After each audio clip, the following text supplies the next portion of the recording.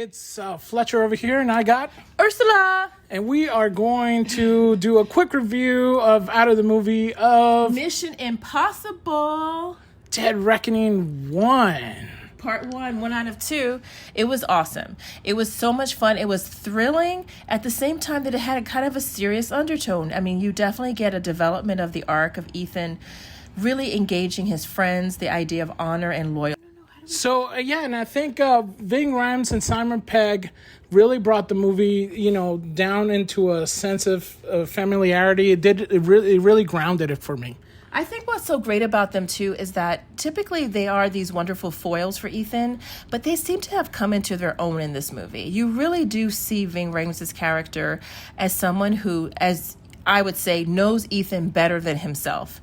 And Simon, though he's usually the frenetic, manic character who's really kind of zany, he really settles in. It's a much more subdued performance, and yet it was extremely compelling. I mean, you still see hints of the old Simon, but he's very much mature, and it's a great support for the Ethan character, I think. I think so too, and I think the action really went over the top. Yeah. It did play. We did notice that it does play into a lot of like homage to a lot of older movies, and also even some of the old Mission Impossible movies. They're on a train. This one's on a train.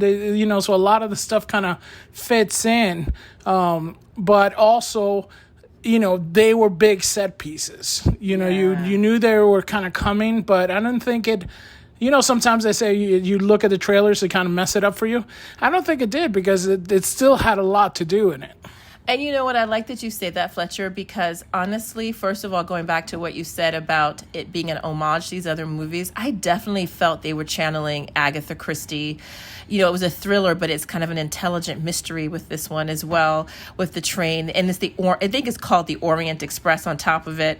And there's a scene, we don't want to give it away, but there's a whole scene involving stairs and cars that is definitely a little referential point to Bourne Identity, or the whole Bourne series. Yeah, the James Bonds. Absolutely. I mean, he's really bringing that all together. I also think the scenes are just so beautiful. The sets, but also, I mean, you're seeing Venice and, the Swiss Alps and all these beautiful places that they really take good stock of in terms of using them as background. And it's really nice. And honestly, I don't know how, they tell me Tom Cruise does these stunts. I mean, that's what you tell me, Fletcher. I don't see how he's doing them. They're more outrageous than ever in this movie. I mean, I was at the edge of my seat. I was actually really scared, okay? She was. I can attest that she was in the screen. So if we give it a numbering system, thumbs up, thumbs down, what she would do? No, we're not doing a Cisco and Ebert thumbs up, thumbs down. We're going to do like a Yelp system. A scale of 1 to 5. What do you give it? I give it a 4.5.